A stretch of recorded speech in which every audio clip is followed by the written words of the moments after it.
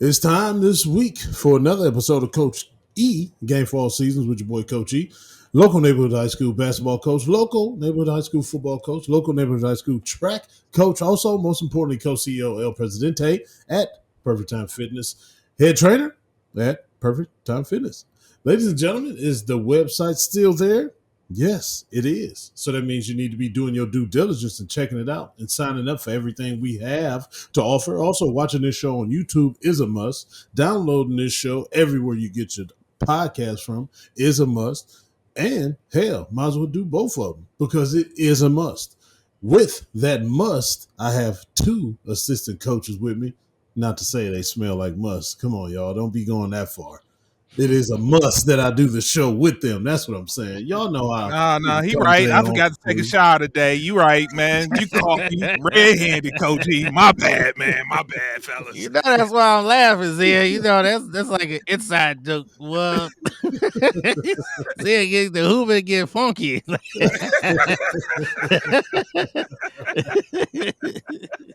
Oh Hey, man, that's funny. on the left hand side, I got Blue Jay Funky's in. What up, Funky? What's going on, Coach E? Right. Hey, yo, Mr. Taboo Timmons. Hey, Yo, hey, what up? guess what you and Shadur Sanders got in common? Oh boy, we both don't like Watson. Yeah. What? Close. Close. Well, no, not close. No. Do got something to do with the Browns. But his favorite team on Madden is the Browns too. Look, don't that get you excited about your new quarterback that's coming? Don't that get you excited? Yeah, look, yeah. Come on. Yeah, Come on. you the doctor. You the doctor. You know we talked about that too. We was going in. Me and the doctor was going in about that too. Yeah, he is coming. She did put me on though. I guess he told his daddy to step out his business, and now Dion changed his tune. Did y'all hear that? She told me the interview I to ain't listen hear to. about him stepping out his business. I don't see that happening. Well, no, not publicly. But remember that episode? I was like, that's what he should do. Like, if he want to come to the Browns, let him come. Dion, not my son. So apparently now, from to Tamara Hall's show, he was talking about not my son. Yeah, This, that, and the Cameron fourth. Hall, folks. Cameron, Tamara, Cameron. Somali. It's all the same. But now apparently he like my son gonna do what he do, you know. So I'm like, okay, so he gonna make his own decision. So we'll see what that mean. We'll see what that mean. All right. But what's good, fellas? What's good is Dion never said he was in his business like ever. I think B just assumed Y'all that he know was going to get no. involved. He Go said watch he was going Cameron to be, Hall. but He ain't say that. He didn't mention the Browns at all. No, he didn't. He didn't mention the Browns, but he said it's certain places my son is not gonna go to. Not on my watch. And even she was like, yeah, well, what if he wants not my son and all this, that? And go watch the interview. He said it. Yeah, but that still doesn't mean that he gonna be controlling anything. It's an interview. Oh. He has to say that, and you watched it, so it worked. There you go. Esquire is on fire already. Come on, Esquire. He moving that goalpost.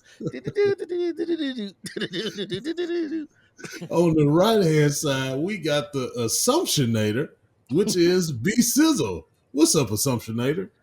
Esquire, what's up? What's up, Scurry? Esquire, Excel, the old batch of collard greens. Oh man, I'm just happy to see y'all, man.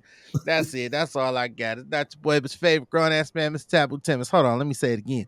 It's not your boy, but your favorite grown ass man, Mr. Taboo Timmons. That's for Evan, so he heard it. Last time I was talking too fast and too fired up. He was like, "You ain't said it." I said it. Well, what's up, fellas? What's good? What we doing? What we talking about? Coach E, what you gonna start us off with tonight? What you got? It's kind of borderline a marriage counsel situation, but Zen, you can definitely chime in. You know what I mean?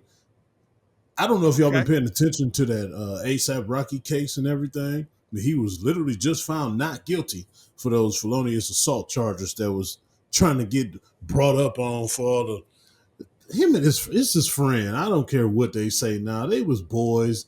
They were still boys. They just fell out and got into. They was probably drunk and got into some beef and just let it spill over too bad. They didn't try to meet at Trader Joe's to fight and everything. They had a real life appointment. They called each other and said, "Yeah, just meet me at Trader Joe's so we can fight." Like it was serious, B. yo, that's not gangster, man. What gangsters say, yo? You know that Trader Joe's? No, not Yes. Dave's. Trader Joe's. Meet me at Trader Joe's. It's going down. Man, that's zesty. That's real zesty and But suburban.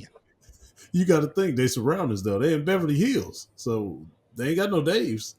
So they all got is Trader Joe's. Duh. That's what they got. Who fights at Trader Joe's, man? What is going on? It was a wild situation, man. But my question is, B, his wife Rihanna stuck with him, stuck right by his side the whole court case, even though she know it was some trash and it was, I don't want to say bringing her name down, but her name got tied into a lot of it with her doing that Smurf movie. So I don't know if you knew that either. She's like the girl Smurf's main voice on the movie that's coming out. So she was kind of Okay. getting like bad press for that. So let's flip it on your side. If your wife Okay. got into some beef that started dragging your name into it and you getting bad press, let's say if you had something coming out like a movie or something, or just a promotion or just something going on that was very important and near and dear to the success in your life as well as hers, would you stick by her or would you stay out of the way and support her in the background? Yeah, we gonna stick by. I mean, because first of all, it's goofy because they got into an altercation at Trader Joe's. First and foremost, that stage setting right there, that's so not gangster. Like it's terrible. So it's ASAP Rocky. These dudes, millionaires, they want to fight up at Trader Joe's and what Beverly Hills or wherever they at. So first and foremost, that's not bad. Like they doing something crazy, shooting some place up, doing some gangster stuff, or Mhm. slapping some women, or you know what I'm saying, nothing crazy. So, nah, yeah, I definitely would. I would stick. I would have stuck by. I would have stuck by my girl with that because it's silly In the public eye or in the background? in the public eye. In the public eye. I mean, because I don't know why they coming down on her for the Smurfette role. I mean, they get Smurfette was never even a real girl. Like she was a manufactured. Well, y'all ain't get deep into the oh, the Smurfs got a deep history, a deep meaning by the Smurfs. Yeah, Wait, all manufactured? my people they Hey, know. hey, hey, Yeah. hey, Mel. We about to go down conspiracy lane real quick, so I need you to put some music, some like X Files type music behind what you about to Oh say right now. man, All right, go ahead, go ahead. I forget the whole deep meaning, but I just keep it light. I keep it light and fluffy. So the Smurfs, they was like some evil spirits. First of all, second of Wow. all, Smurfette was manufactured because if you notice, it's no other girl. It's no girl Smurfs. Smurfette was the only girl, and she was manufactured technically by Gargamel, who was always trying to eat them. His whole purpose was to try to eat the Smurfs. So that's why Smurfette was introduced. So, it's a weird story about the Smurfs. There's a whole bunch of dark magic there. Sorcery. So is that why they blue? No, that ain't why they blue. Hold on, man. Why are they blue? Is that part of the story? Let's see. I Hey, thought that's where you you was done going started down. it down. Yeah. I You done thought took that's us where you down was this going. trail, man. Because you said it Let's was see. some sorcerer stuff. So I thought, the blue color meant something. I don't know. Yeah, they say due to a chemical, psilocybin, found in mushrooms. Oh yeah, then it was dope heads because they always loved mushrooms too. It's psilocybin. Yeah, that was the chemical. Oh, But yeah, when you get a chance, man, look up the history, the dark history, the dark side of the Smurfs, and what Smurfette, Gargamel, and the Smurfs. Oh wait, the unknown dark history of the Smurfs. Let me just real quick. mm-hmm. We here now. Bruh. I need to find the rest of this info out. You on something real quick. Let's see, Smurfs trace it to drug epidemic, right? Because they was mushroom heads. All right, let's see. They was created by let's see, created by the medieval alchemist named Pierre Smurf, who wanted to turn lead into gold. Man, that's one theory. It was one wild one that I saw. I'm gonna have to come back to it. I'll post it for y'all. The only Mm. female Smurf, Smurfette, was originally created by the evil wizard Gargamel to sabotage the other Smurfs. That's what I was just talking about. Dark history of racism and nationalism. We ain't gonna get down that road. But yeah, it's a whole bunch of stuff around it that I read over the years. Definitely the one I remember though was with Smurfette, because she was the only female Smurf and she was there to bring him down. She was supposed to kill him and lead him over to Gargamel so he can eat him and the cat. All right, brother. All right. Enough of the X-Files. Enough of that X-Files. But that is interesting, though. The whole thing with Rihanna. They not I heard you say wife. They not married. They still. That's his baby mama. She the one with all the money. So that's her baby daddy. So. But I am kind of surprised. Well, did Rihanna really have much to lose in this situation? Did she? I think so. If he would have got convicted of that, because that's gunplay in the streets of L.A., so that's kind of a big deal, especially in California. And then that would have fell back on her and her image, because that's her father of her child and all that stuff. I think she would have had something to lose in that. I don't think the Fenty money and everything would have went anywhere, but as far as that Smurfette role, would have been a lot of controversy behind that. I think so. Or maybe I was looking too far deep into it. I don't know. Yeah, because I'm sitting here like, man, I don't think nobody going to see that movie, so nobody really cares. It ain't like it's going to probably be no real big blockbuster joint. She don't make no music anymore, so the people that rock with her with the Fenty, that's really all that it's gonna be. Because I was like, man, what was it? Clarissa Shields, when she got caught up with Papoose. And, you know, she had the movie on the way. Did it really affect her movie and people going to see it? Man, if you wasn't going to see it, if you was going to see it, you was going to see it. If you wasn't going to see it, like I wasn't going to see it, that wasn't going to be a deterrent for me. Like, oh man, she done got caught up messing around with another man that's technically still married. That was like, nobody going to these movies. Y'all didn't say he shot dude.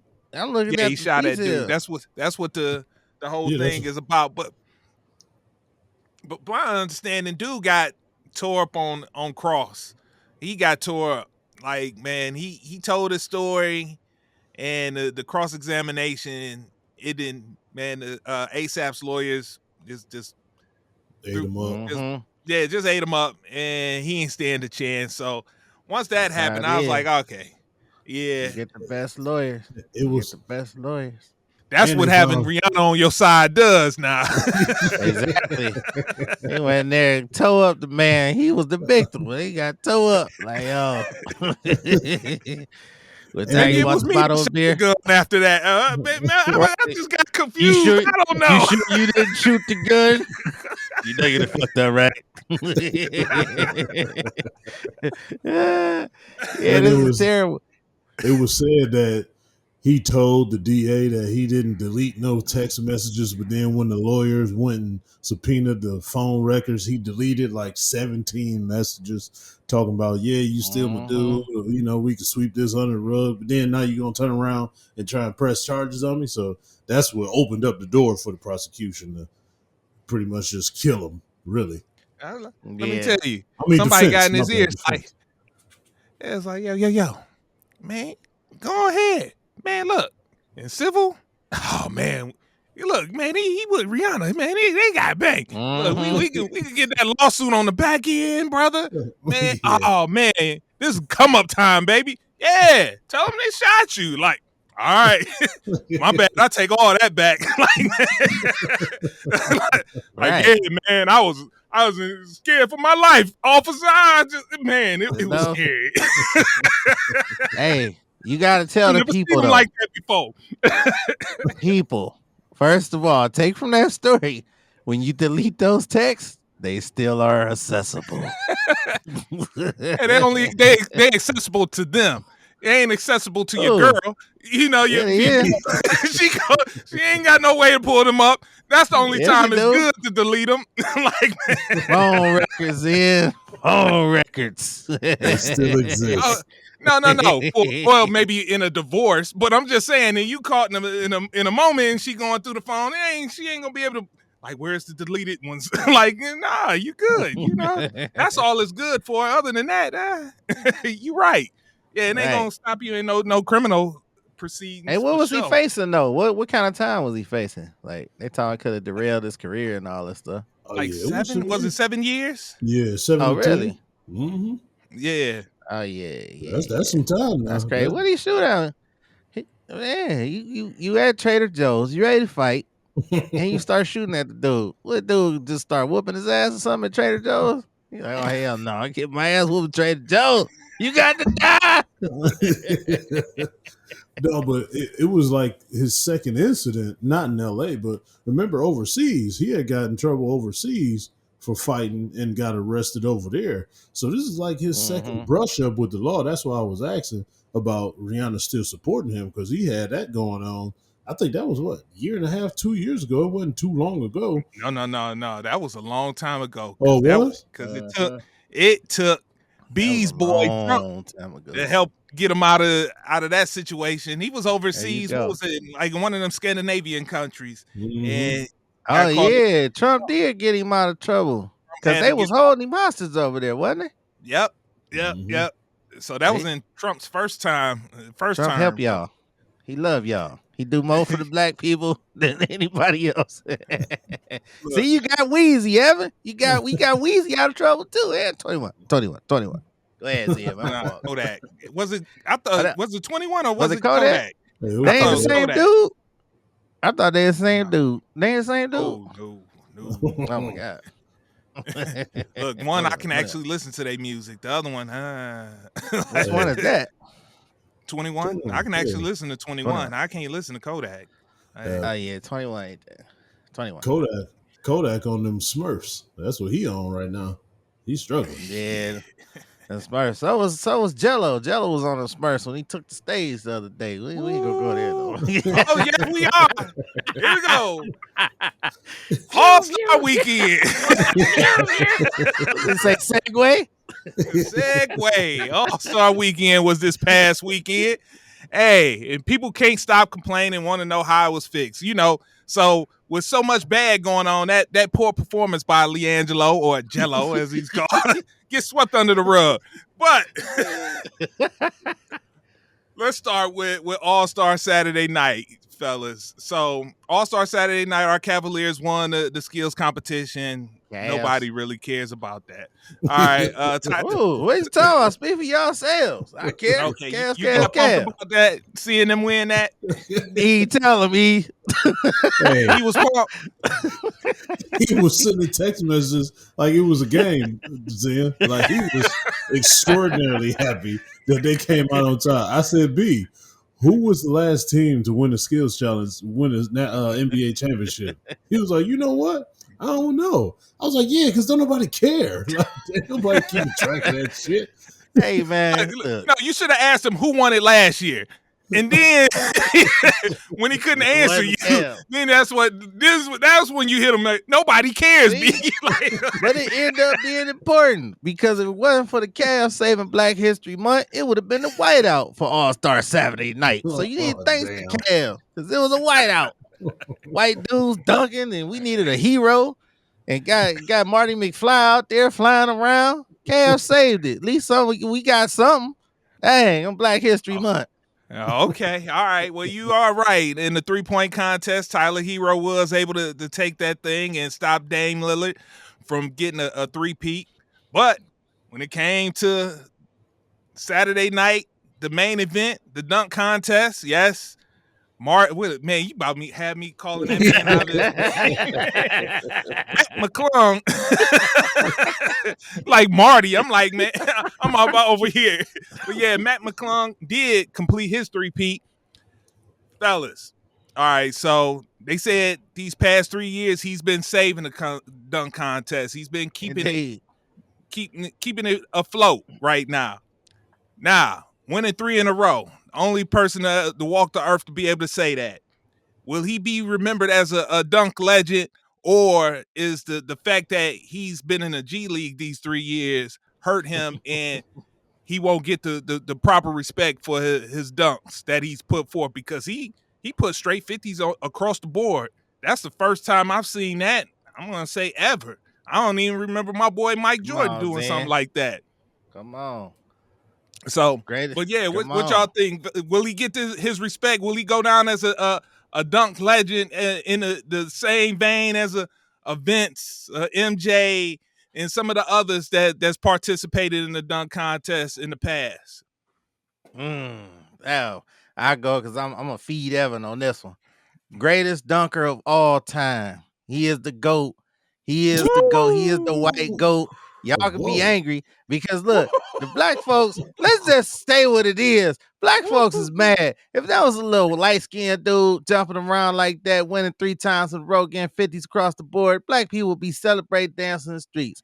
But E, the first thing E said, well, that's because he ain't got nothing else to do in the G League but work on his dunks all day. And you weren't the only person that felt like that. You know, it's been a lot of people talking that same. And on the game last night, they're like, well, the other people didn't want to risk injury.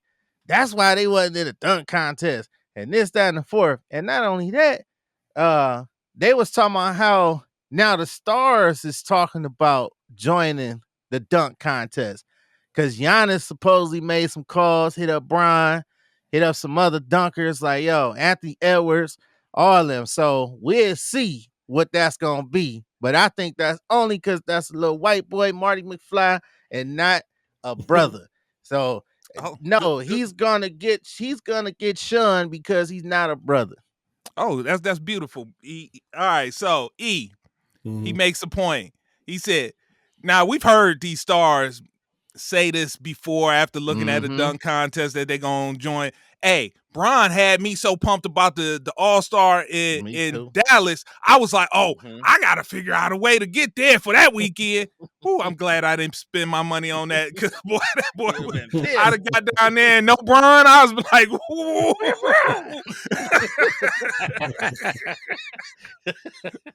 but yo, we've heard this before, but you know, sort of like how when we look at political ties, you know, we look at Barack Obama becoming the first black president and him being the impetus for what we see right now going on in the world today when it comes to Donald Trump.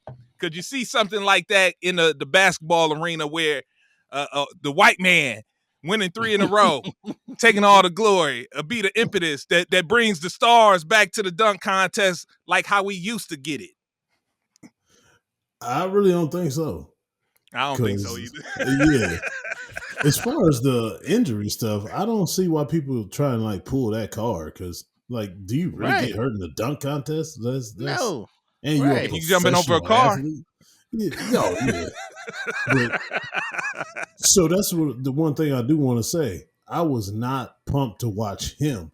I actually thought Castle and Henderson was going to be in the finals. Those are my 2 picks. Either one to win, because I thought they was just going to be creative enough. Just because I seen Henderson in game stuff, like, man, this dude be getting up. Henderson. Who's Henderson?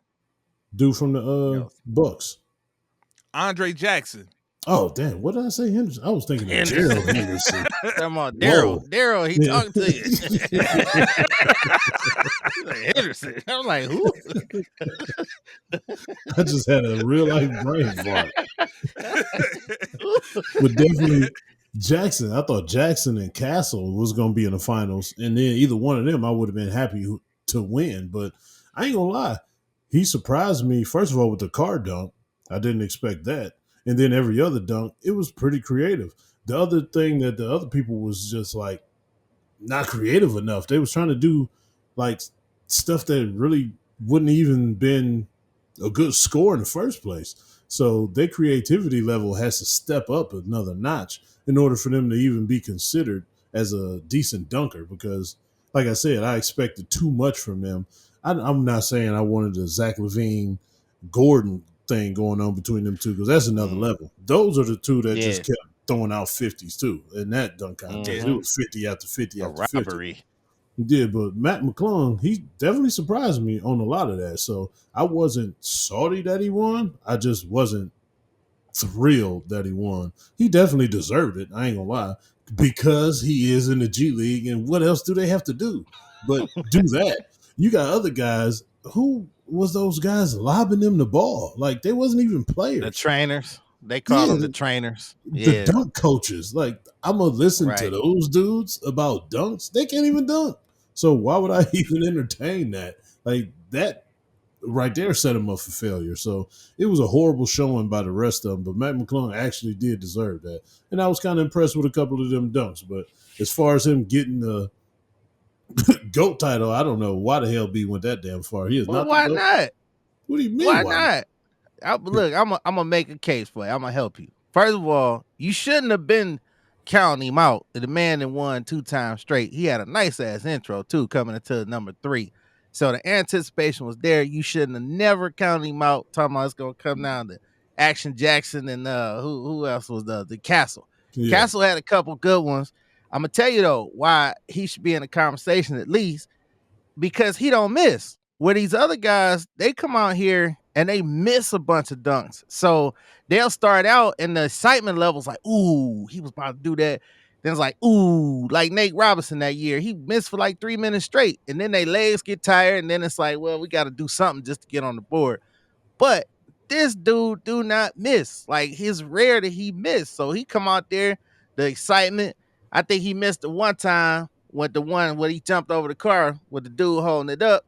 But after that, before that, he hadn't missed anything. So it's like, that's why he should be considered the greatest dunker of all time. And he done this 3 years straight and got 50s. I mean, and even you saying, like, them was some kind of interesting dunks. It That's your was. closest way of giving a white man some credit. No, I'm just not going as far as the best dunker of all time. That's still Vince Carter to me. Like, hands down, best dunker of all time, Vince Carter. Yeah, that was his dunk contest. Yeah, it's still a little more legendary. It's still, even though Mac But did put on. why? Why? What? I mean, break down his dunks. He stuck his arm in the hoop. That was impressive. But what you doing, really? You skipping the first one. That was a opposite 360 windmill. Like he turned the opposite way and did a reverse 360 windmill. That's the first dunk that he just came out the closet with. Yeah, like you set the tone right there. And I'm not even just basing it off of just that dunk contest. I'm just talking about him in his career, period. Best dunker of all time in game, and just to throw that dunk contest in there. So it ain't just that. Yeah, of course I'm talking about dunk contest. Yeah, because he jumped over a 7-footer in a game. I mean, ain't nobody did that. Ain't nobody did that in a game. Like, you know, like the dude saw you coming too, and he was like, "Oh shit, you about to shoot?" No, he's gonna jump over my head. So yeah, no, I'm just talking about in the dunk contest. So yeah, let me clarify: greatest dunker in the dunk contest. Man, McFly. You Zach mentioned LaVine. Yeah. That's that contest with him and Aaron Gordon. Them dunks right there. That's the greatest dunk contest of all time. Yes. But I'm saying jumping from the free throw line in between your legs from the free throw line. That's crazy. Like man, they had some dunks in that joint. Zach might be it for me before I give it to old Mac McClung. But yeah, and then it's hard to get hype for the story. B said it's because he white. I don't think it's because he white. Oh man. I don't think it's because I think it's because it's the G League. I really do believe it's the G League. Like, man, the whole G League factor of it just doesn't, don't help the narrative for me. It don't give me the.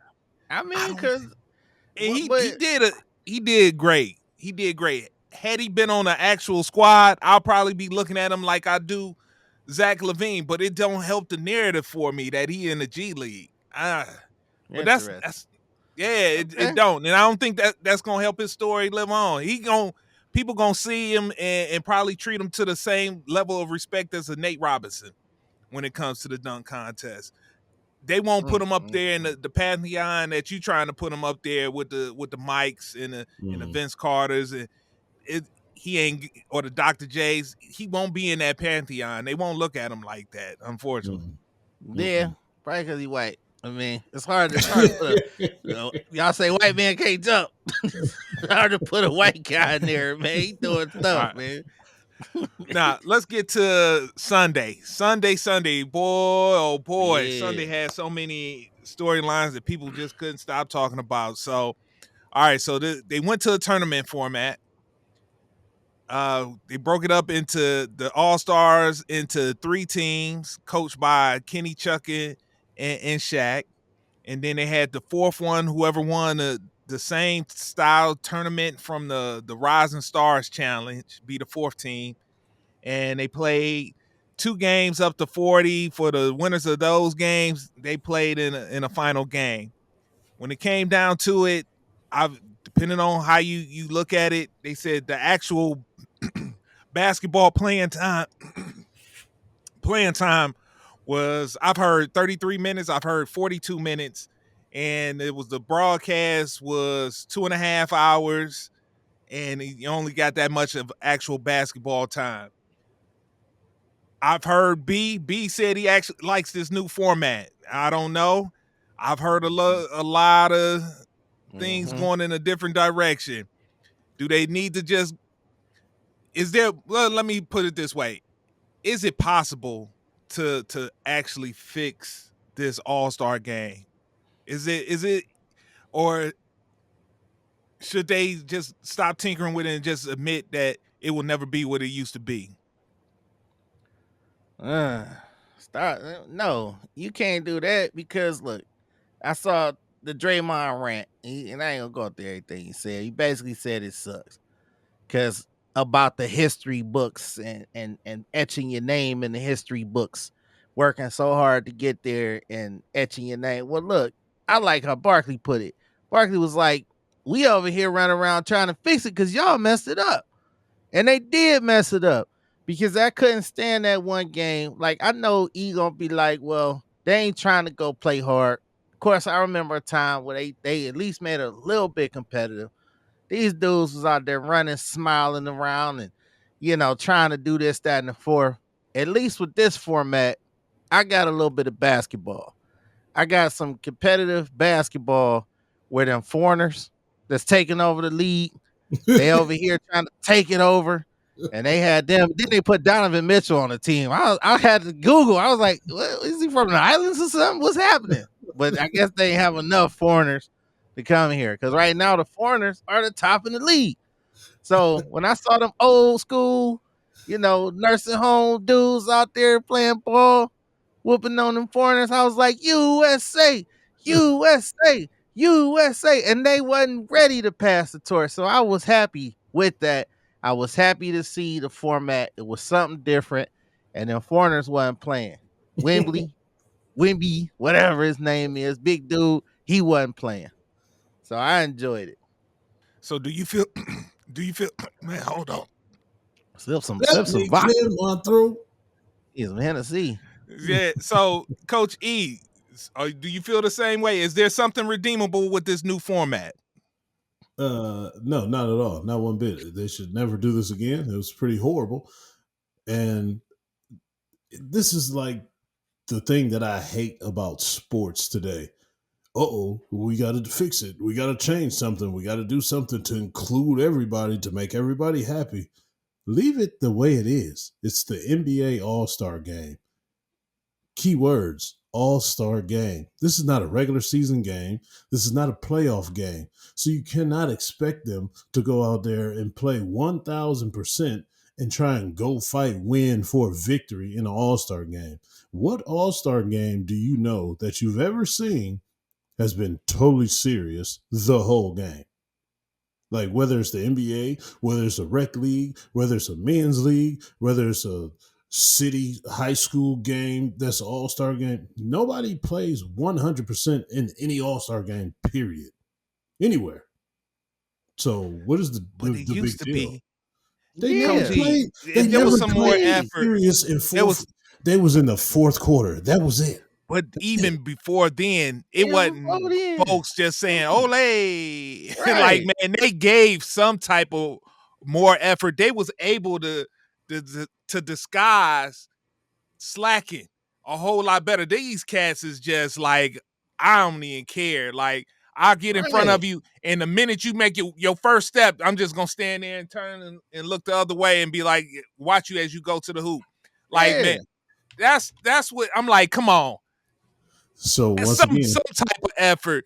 Because man, go back. Watched it. What was it? 88 All-Star game with Mike Jordan in Chicago.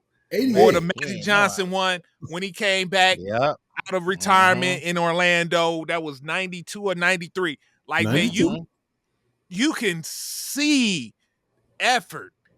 Like, Yes. effort. You knew it wasn't full all out. It wasn't that. But you saw more of an effort to where it's like, all right, and then you got the little Showtime razzmatazz type stuff mixed in with that. Nah, they just ain't even trying to do that. Like, man.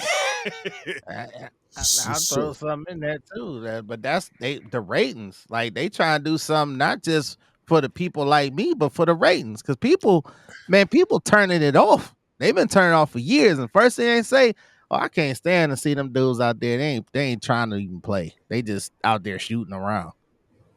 And that's the thing, Coach E, man, and jump in on it, because that's the thing that I don't think the players understand. Like, man, all this stuff ties into your pockets. Like, you might not see a direct hit to your pockets because of it, but man, the thing that you do, it makes these folks want to pony up the money for these TV rights to help pay for these exorbitant salaries that you're getting right now. Like, man, it all ties in, and you just gotta put on a show. That's what an actual show. That's all, and that's what it goes back. Look, I'm gonna sneak it in, B. Look, it all goes back to customer service, man. It was like the conversation that we was having before the podcast. Look, these new generations don't know how to give customer service, and customer service is falling down by the wayside. It goes to our back and forth that we had with old Jello. Like, man, give the customer something. Act like you mean it. Like, man, make me happy about the money that I'm spending. Like, man, make me walk away with a feeling. Like, come on. You go to this customer service, it is trickling down to when you go to a restaurant, and the server comes up to you, and they act like you just bothering and messing up their day. Them, right? Like, man, hold on, man. Be like, Dude. all right, yeah, what you want? Like, man, how can I help you? Be dry like that performance from Jello. Dry, just dry. I'm like, man, come on, what? Salad. Make me feel good, man. So, hey, it's in the same with the man. Give me something that's just gonna make me feel good. Just know how to put on a show. That's all it come down to, Coach E. Man, even if you gotta fake it, right. Type of effort, but they ain't going all the way out, and it's gonna be highly competitive. But they gotta give something, man. Give me something. So you just went back to 88 and 92. Mm-hmm. That's what we grew up on. Exactly. So guess what, guys? It's not for us anymore. We are not the target audience anymore. We've outgrown it. Hitting them though, but it is not hitting them either though. Yeah, because the ratings are down. But it is. Yeah, the ratings are down. But guess what? Next year starts an 11-year, $76 billion TV deal. So guess what? The ink's dry. They already have that. It's not going to affect their pockets no time soon. Nope. It's $76 billion. You can't be short-sighted like that. Okay. After that 11-year deal, you need. That's the problem, E. That's what I'm telling you. This is not for us. So we know that as grown-ass men, these kids are different. Y'all have to understand that. They enjoy that. They enjoy the no defense. A lot of them. They enjoy the no defense all-star game. They enjoy the moves. They enjoy the Olay slam dunk because guess what? They try to play like that too. That's why high school basketball is so horrible now because that's the new wave of basketball and the new wave of kid, and that's what they look up to. They love that stuff. So that's why these 23, 24, 22 year olds in the NBA, that's why they do that. Because why? It's good on the gram. It's good on TikTok, and they getting paid off of that too. So it's not for us no more, y'all. We're never gonna like it again. It's just gonna continue to get worse because it's for these younger kids because that's what they do. We have to understand that. It's just never gonna be for us no more. Like y'all can be mad all y'all want to, and y'all can say y'all want to get like satisfaction out of it. You're just not because that's not the basketball that y'all grew up to love. That's just the way basketball is now, just because of this young movement. That's just the truth. And the Jello performance. It's not for us. It's for them. But look, a lot of them was complaining too, though, because I took to Twitter. I had to go what you was talking about. I went and looked at the reviews. It was young that loved it and young that hated that shit. The young folks was bashing it, just like some of them loved it. It is mixed reviews. You could look it up. A lot of people was talking about how dead it was, how dead the crowd was. So it was a shit performance, man. It was awful. But it is some performers that's young that can still come and perform though. Like it just is in between. It's not the norm no more. It's just not. We have to accept these things. You still got people that do it. You still got people that do it. And the bad thing about it, if they're not gonna continue to try to fix quotes, because them people ain't watching it, then it's gonna die altogether. Because them young people, they ain't watching the games. And the last one that was competitive was 2020 after Kobe died. But that was probably because of Kobe. You know what I'm saying? When they was actually out there intensely playing some defense. This game, we got some block shots. We got this, we got that, we got some defense played, but it was like, yo, it may be, but a lot of people hated it though. So you hated it, a lot of people hated it. So it might not, they might have to switch it back next year. You know what? I think I will say it has some redeemable qualities. One of the qualities that it don't have, folks, we got to give up on Kevin Hart. We got to let it go. Man, just ain't what he used to be. He's not that funny anymore. He's not that go-to guy like that. I know corporate America likes him like that. They love to go to that man, but he don't move the needle like that. He don't get you rolling over like laugh at my pain. You know what I'm saying? You gonna learn today. Them days are long gone. Them in the rearview mirror, fellas. So y'all gotta let that go. We got to find another comedian. There's somebody out there that could do what they wanted him to do and actually be funny. I actually gotta agree with E. I thought especially when he sent them fishing, that was hilarious because they always sending people fishing. So they looked a little salty about that, like they wasn't expecting it. But it was funny. You ain't like it? Nah, man, that dude ain't funny. Who you want? Dave Chappelle, man. Who you want? No, just find me somebody else. This guy, that's sad. You don't know nobody? I can't think of anybody off the top of my head. Top of my head. No, man.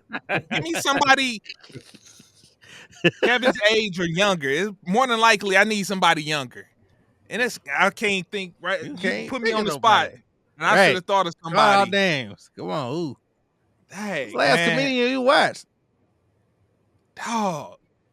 Why am I drawing a blank on who? Funny. He funny. That would see, that would have been you. I had to that would have been dope. Yes, thank you. Yeah, thank you. Any one of them 85 South boys, Carlos Miller, Chico B, DC Young Fly. Oh, all three of them, yes. Man, they would have killed that spot right there. That would have been funny.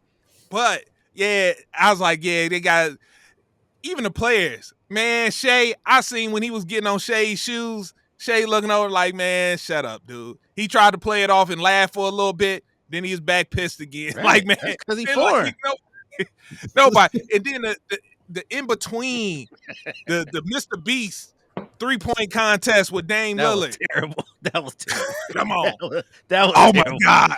The white dude was terrible. Even Dave was like, dude, who was Mr. Beast? Who was the white dude? Was he Mr. Beast? Man, this dude has like how many million YouTube followers? He's like the biggest thing on Like- YouTube.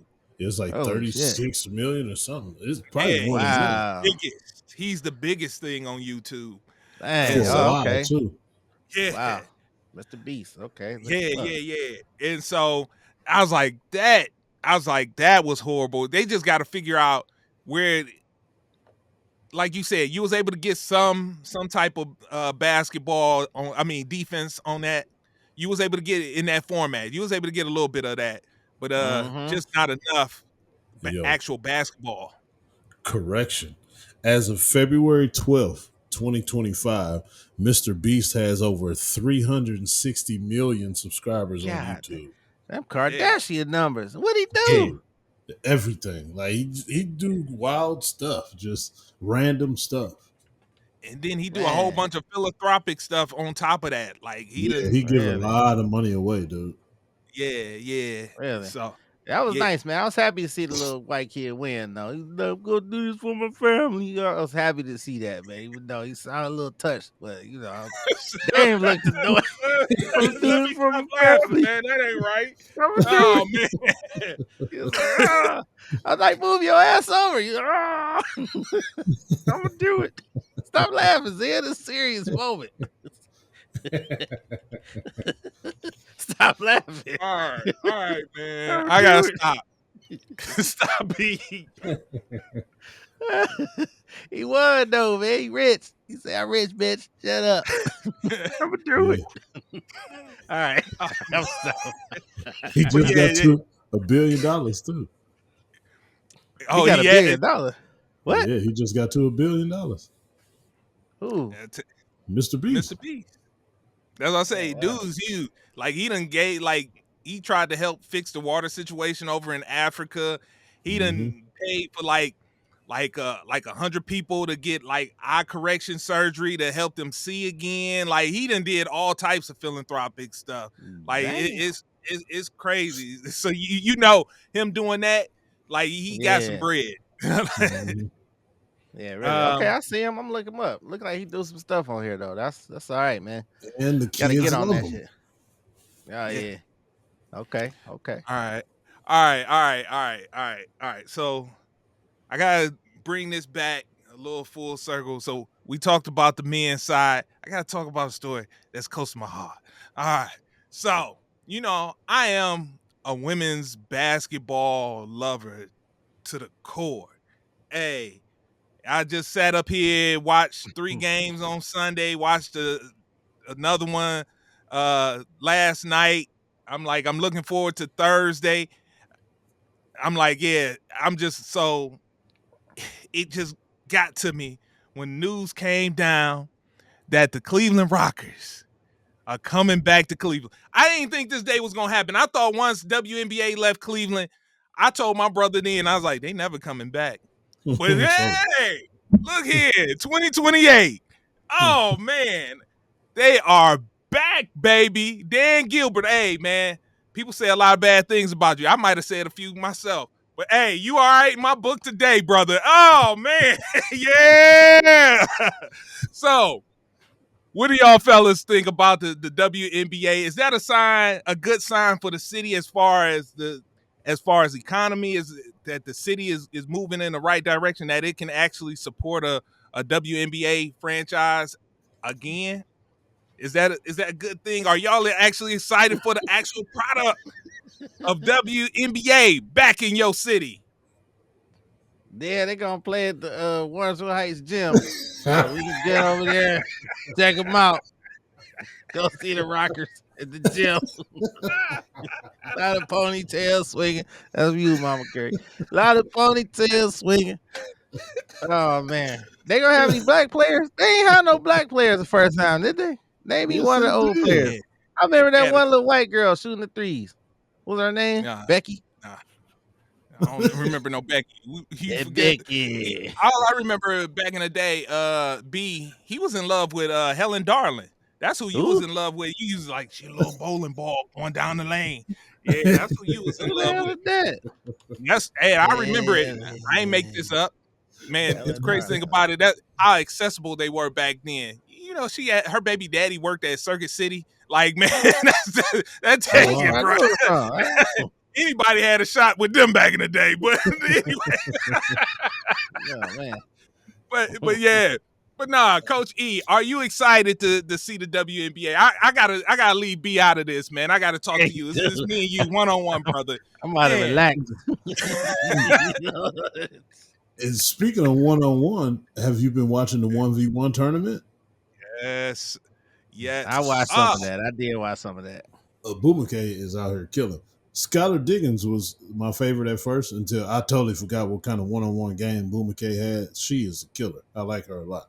But the Rockers coming back here is a good thing for the city and the league. So, I mean, the league is expanded. That means there's going to be more money into it for the ladies to get paid so they don't have to do this 1v1 stuff with the 3-on-3 stuff just to make some extra pocket change. So, hopefully they can get the amount of money they've been wanting and campaigning for in these contracts with the WNBA on the rise like it is. Because just like you mentioned, those 3 games that you was watching from Thursday to Sunday, that's just even more talent that's about to be funneled into the WNBA because these girls out here balling, dude. College basketball women, like I literally had Sharon watching it yesterday, the Notre Dame game.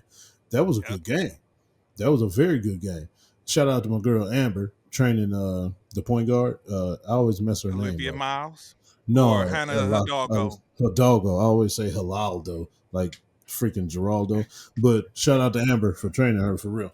But this crop of college basketball girls players just getting deeper and deeper and deeper. You still got Big Foe down in LSU. Oh my bad. Sound like a pervert. You gave me so I gotta be more mature. My fault, E. Go ahead. He kept going with the dope, man. That's what made me start laughing. I was trying to be on my best favorite. Then you sounded creepy too. He was like, "This is my favorite time of the year." I was like, "Oh boy." See, I wasn't me. It was the end of the time.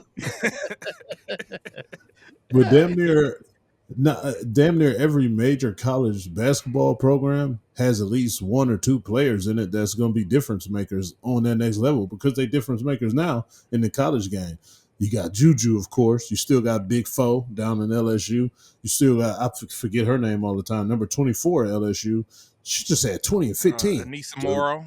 Yes, Anissa Morrow. She just had 20 and 15 the other day. She's a rebounding machine.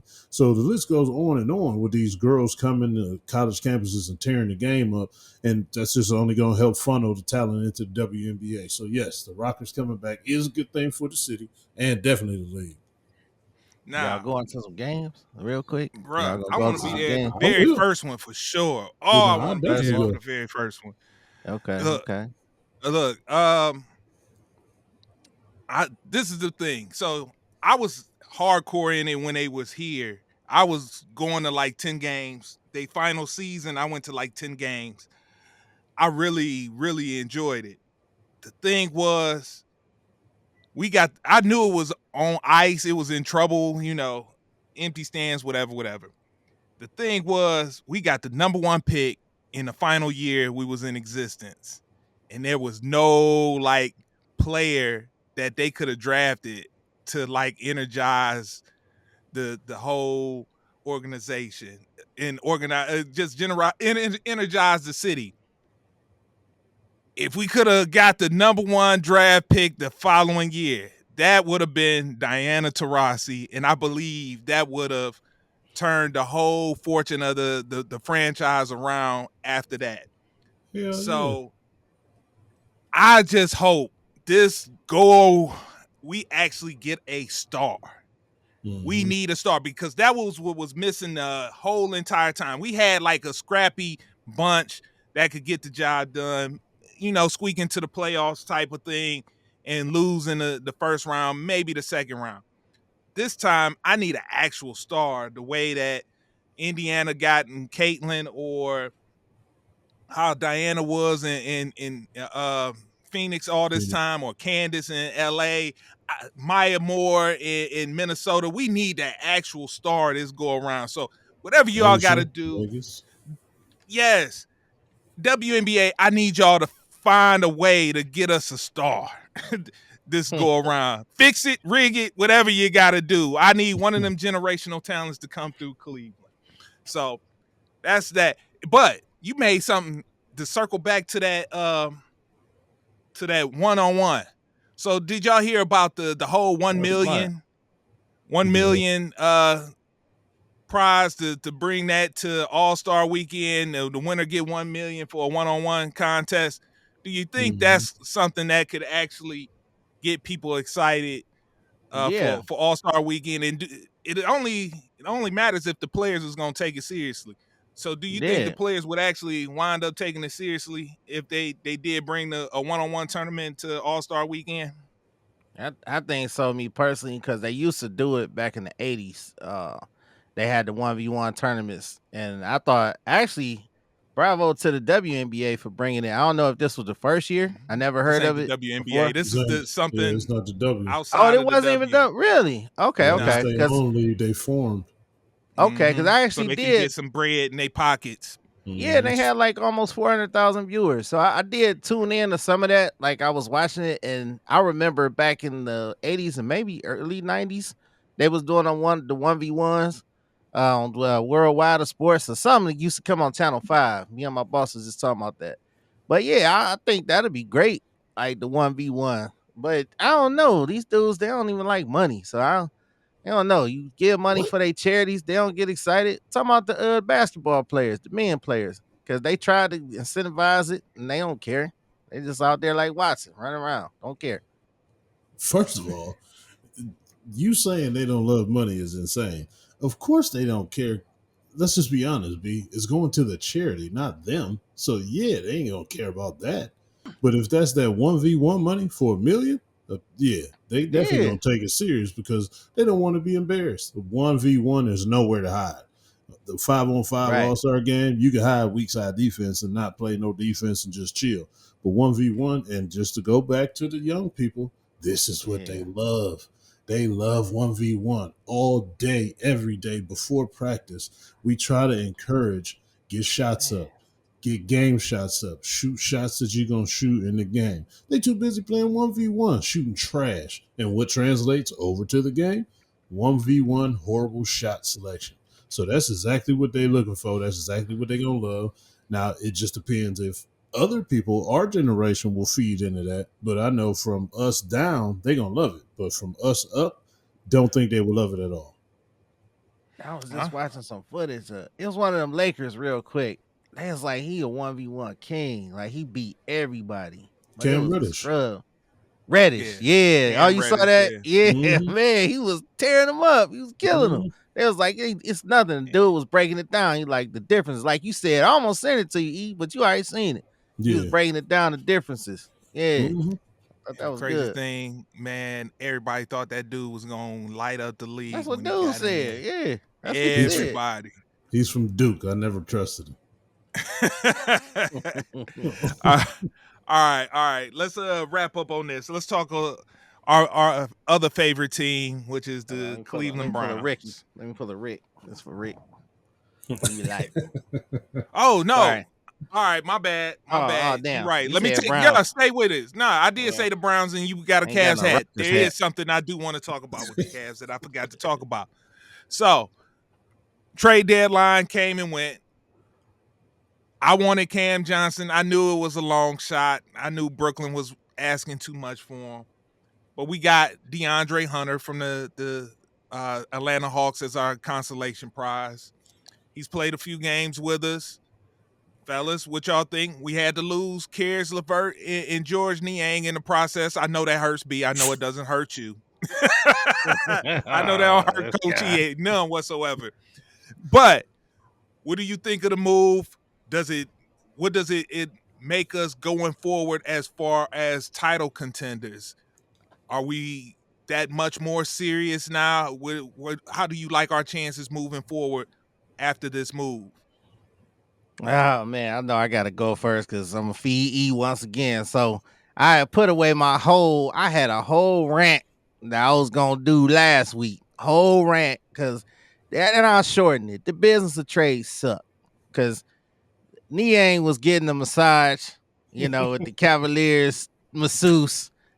And then his phone started blowing up, and then the masseuse was crying, like tearing up.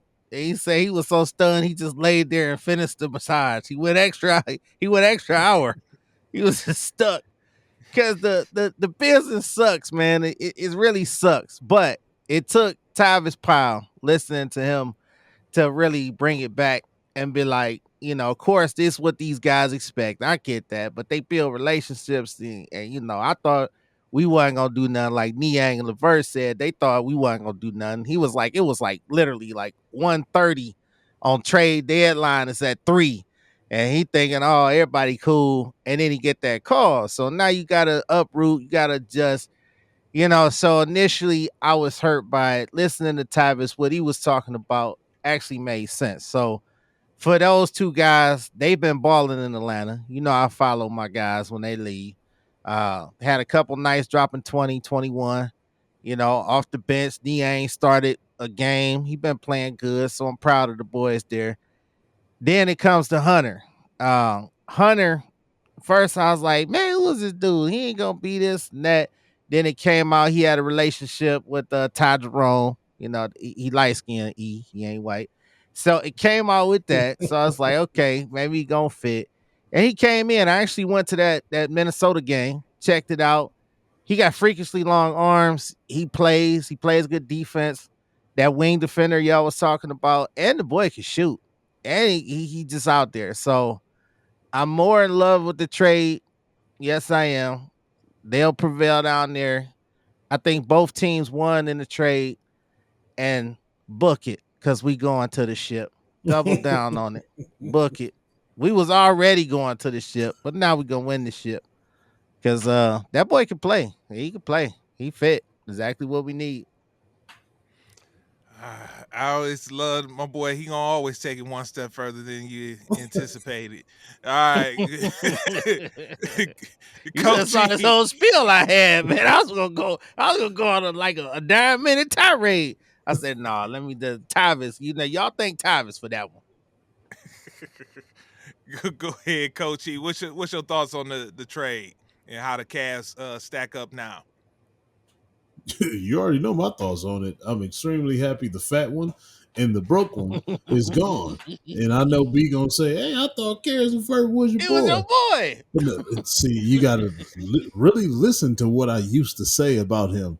He was the best option of the people that we had coming off the bench. So of course I was holding him to a higher standard because I've seen him score off the bench earlier in his career. So yeah, he was my boy in that extent, but in no way, shape, or form is he better than DeAndre Hunter at all, especially not in this situation. In this situation, he does put us in another, I don't want to say stratosphere, but he gets us better as an overall team because that +1 and that -2, that +1 is greater than that -2.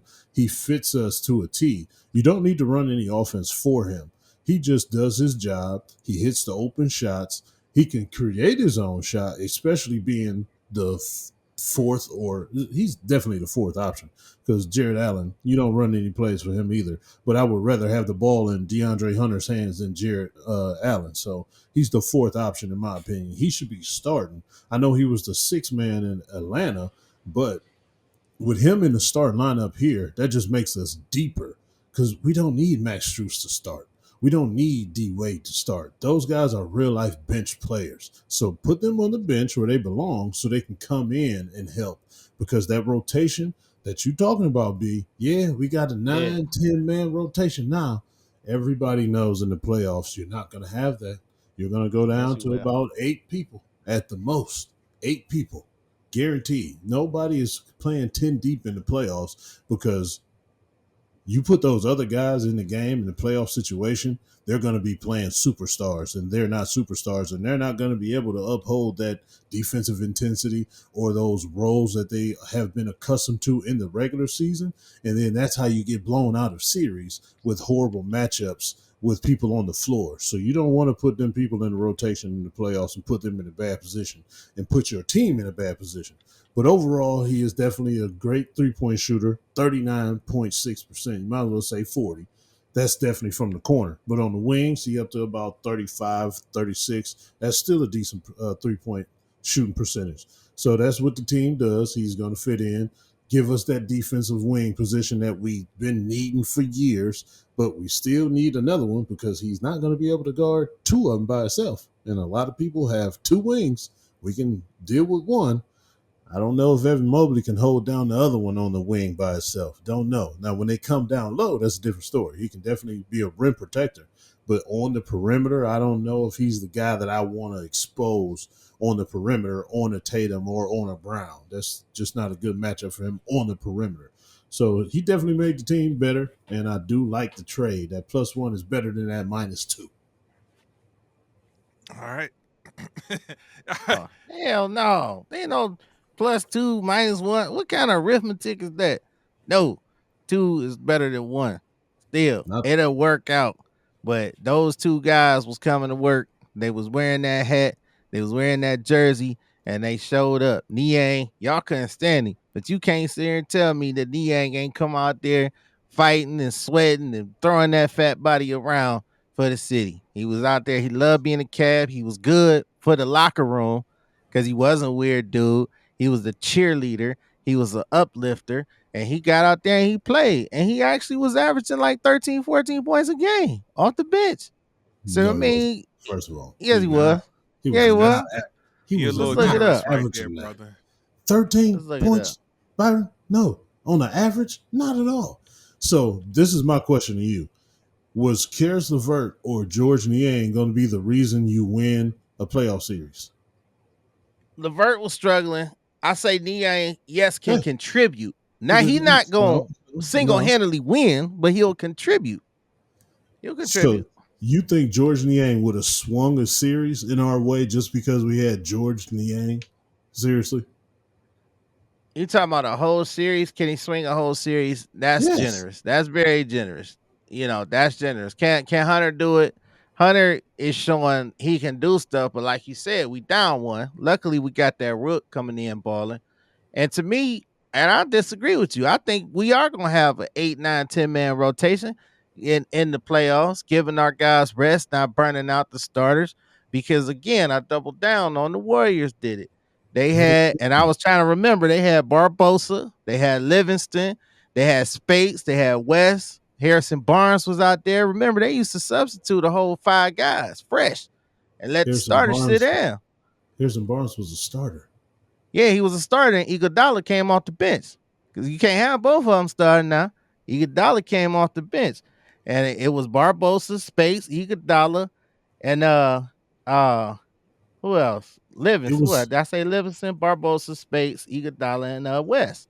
You can take West wasn't on there. Yeah, West wasn't there, and you could take Spates off the list because he was playing so sparingly. He was not a constant contributor to that team. The constant rotation is going to be 7 to 8 players deep. Nobody has ever done a 10-man rotation in the playoffs. It doesn't make any sense. You're not worried about minutes at that point. You're already in the playoffs. So that's why we're not playing them a lot of minutes now to save them for the playoffs. So when you're in the playoffs, you got to play damn 46 minutes a night because that's your job. See. I don't see Kenny. I could be wrong, but I don't see Kenny going away from the formula that's been working so far. I get what you're saying. In the regular season. Playoffs. It's not. I get what you're saying about playing the pros, but some of them pros teams, they don't have the luxury of bringing in some of the bench players we got. Now, Boston is deep, and Boston play their guys. You know what I'm saying? So I definitely see us and Boston bringing in our guys, not running our guys to the ground like y'all accused JB of doing, which y'all could have been on to something. Y'all could have been correct. Maybe it was during the regular season and it translated into the postseason, but I still stick with it and we will see because we going to that dance and I can't wait to Friday night when we whoop y'all hero asses. The New York Knicks, we going to beat their ass. And then I can't wait to Tuesday because I'm going to talk that shit with this hat on. So I can't wait. Oh, well, Zen, I didn't know there was your heroes. I just found something out. Yeah, that's something new. He Trump is boy, so you know how he do it. Here you go, Doctor. Style that Trump do. So There you go, Doctor. Let's see, real quick. I want to get your thoughts on this stadium. Let's try to do this in like next Oh, 5 wait a minute. minutes. Hold So, on. Like, all right. All right, so Jimmy Haslam drops down the spending plan for the new stadium in Brook Park. So I wanted to get y'all thoughts on this. So to break it down, he's gonna pay half of it. The other half is gonna come from the city, from us. So the way he plans on us getting the money is he's gonna put a bed tax on hotels. He's gonna raise that from 6.5% to 7.5%. He's gonna add a $6 fee to rental cars. We don't know how that's gonna be. Everybody Uber, Lyft. I don't know if that's gonna generate that much money, but we'll see. He's gonna add an admissions tax for anybody that wants to use the stadium. So it's gonna jump up from 3.5% to 6.5%, and then he's gonna have a Brook Park parking tax, and then he's gonna divert some of the income tax from the players and other workers on the site towards the project as well too. All right, and somehow, some way, this is going to generate what is it, 1.2 billion. Y'all fellas. Now Mike DeWine wants to add a tax to all gambling outlets, and he wants to raise the taxes on that, double the taxes on that, and generate the money that way. But what's y'all thoughts on this whole financial plan from Jimmy Haslam when it comes to this new stadium that should be in effect a year after is it 29? A year after my Rockers come back? They shooting for 28.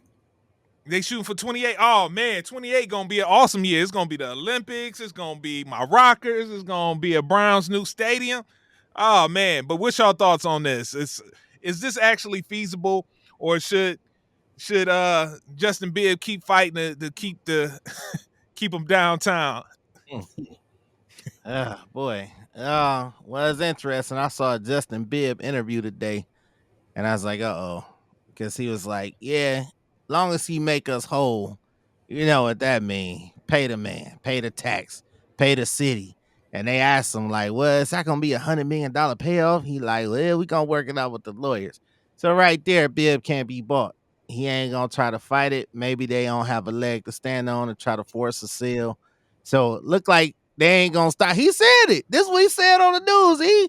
He said, make the city whole. And they gonna take a payoff to move the stadium. Second of all, when he's saying like rental car and all of this property tax, on who?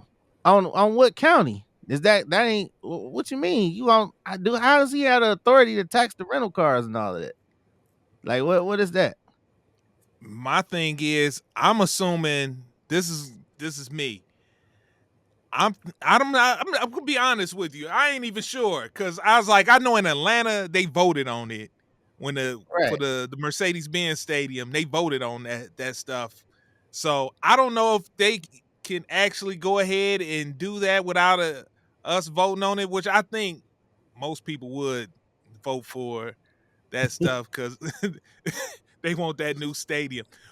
I don't know. It's still mixed reaction though. I'm still getting a mixed reaction all across. Some people yay, like E. Some people nah. Some people talking about boycotting, never going to a game. Oh my god! You know, if they leave downtown. B, they say boycott, and guess what? That's the only thing I want, a new stadium. But what I don't want at that new stadium is what it's gonna cost to get in that new stadium. Man, they ain't got to worry about boycotting. They probably ain't gonna be able to afford to get in that joker once they open that thing. So they ain't got to worry about that, man. but what you think? That's another thing. Do you fear about this? That you gonna have something nice, new, and shiny, and you ain't even gonna be able to partake in it? Do you worry about that? Shit, this B you talking about here. I'm the free ticket king. Let me tell you, People somehow always hit me up for free tickets. I ain't bought a ticket to nothing in years, so I probably won't buy a ticket, and somebody probably will give me tickets. Okay, so what about you, E? Does that even concern you, man? That it's gonna be this nice shiny new stadium, man, and there's a possibility, or it I won't say you won't be able to partake, but it'd be such a financial hit to your pockets just to actually attend said event. Not worried about that one bit. The only thing I'm worried about is Justin Bibb still running his damn mouth. Shut up. Just shut up. It's going to happen. No matter what you do, no matter what you say, no matter what interviews you give, it's going to happen. You're lucky they put in that freaking rule that they can't leave before then, because they would have been already building that thing and you would have been standing on your one little olive branch all by yourself looking for sympathy. It's your job when they leave to get downtown to whatever you want it to be, because guess what? You're the freaking mayor. You figure out a lakeshore project, or you figure out something to get whatever you want to come to the city of Cleveland. Don't be trying to put this on other people. Clearly, other people wasn't satisfied with doing business with you in your city, so that's why they're going elsewhere. And it probably just happened to work out better for the Haslams in this whole situation to go to Brook Park, clearly, because that's where they're going. So I'm not worried about none of that stuff. And all the people saying they're going to boycott and they don't want the stadium, shut up. It's going to happen. You do not have any say-so in this. You can feel however you want to feel, but it's not going to change anything. The new stadium is coming. You're gonna pay for it one way or another, and guess And that what? sucks. Nothing. No, it doesn't suck. That's just how it is. That's how stadiums get built. That's why you want a new stadium, because guess what?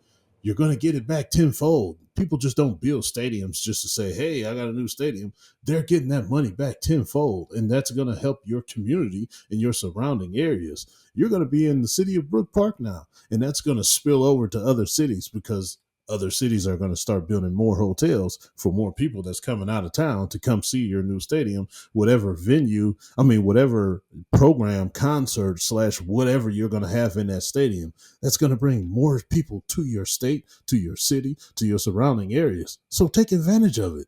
I don't understand what like any argument or any I don't want it. It just makes no sense to me.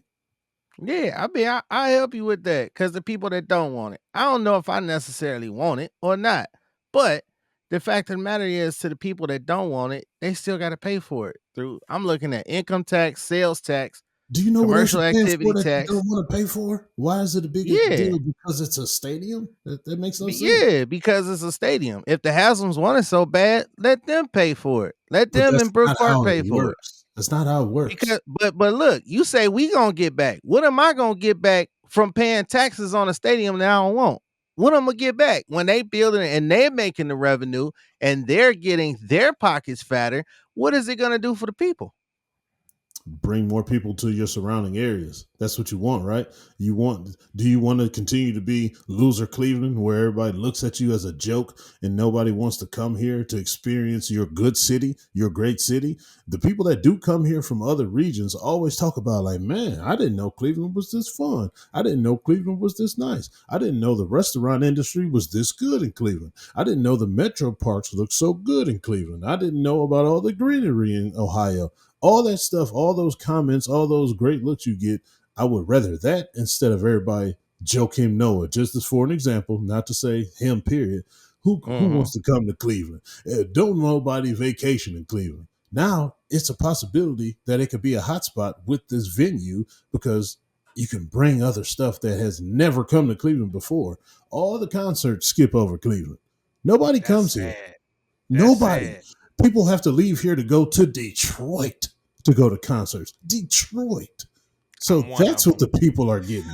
I'm Like, one So of with the people, Detroit are or they Columbus. Yep.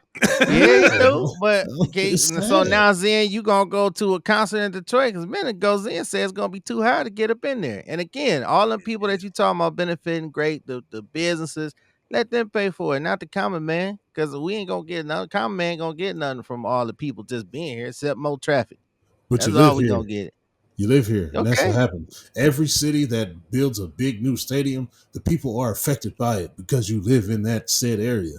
It's no way around it. You can say he's a billionaire. He might as well pay for it by himself. No. Why would I do that when I know how it works and I know I have the big friends and the big wigs in those Congress seats, in those state Senate seats that's going to help me do what I need to do to get everything passed. That's where this rent-a-car stuff is coming from. His friends Right. in the high places that's going to enforce Exactly. these things and that's going to get these things passed to help him, a billionaire that's bringing more Exactly. money to their state, which is going to keep their pockets fat. That's just how it works. Exactly.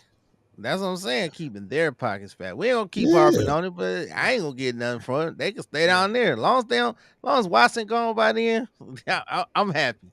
You know, He'll give be on the book us a still, but product he'll be gone. He'll be by on the books. 2020. though. Give us a product. The hell, worry about a stadium. But okay, we don't harp on it. right. Yeah, I knew Good. Zion was getting Right there. antsy on that button. Yeah, there we go, fellas. Hey, y'all did good. Y'all did good. I give you props. Y'all did good on that last one. I know I trying to sneak that in on the back end, but y'all hear that sound? Y'all hear that sound, so y'all know what that means. Good pod. Good pod. Hey, Coach E. You smell better, Zen, as the episode continues. Yes, Oh, Zen. man. You got a post-game word for the people? Yes, I do. All right, ladies and gentlemen, gather around, take a knee, all eyes on me. Today's word is find a way. Just find a way to get it done, people. Find a way to grow. Find a way to impress yourself, because that's what you're doing it for, you, yourself. And if you can impress yourself by the way you're getting stuff done and the way that you're growing as a human being and as a person, as a man, as a woman, you can get anything done with that confidence that you just instilled in yourself. So find a way to make yourself happy. Find a way to get it done. Find a way to grow. Find a way to influence other people. Find a way to make an impact on other people's lives. Just find a way.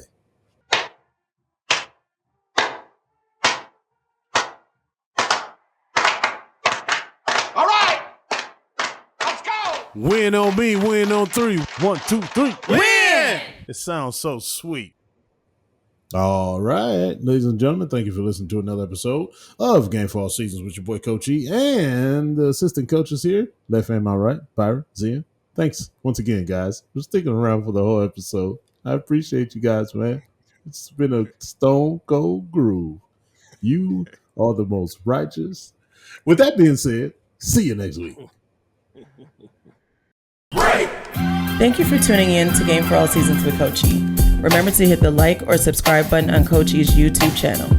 To listen on the go, download wherever you get your podcasts. Also, make sure to follow Coach E on Instagram, X, and TikTok at BigF216. Contact us at www.perfecttimefitness.com for one-on-one or group training sessions. Our theme music provided by Mr. Taboo Timmons on SoundCloud at Mr. Taboo Timmons. Once again, thanks for listening and see you next week.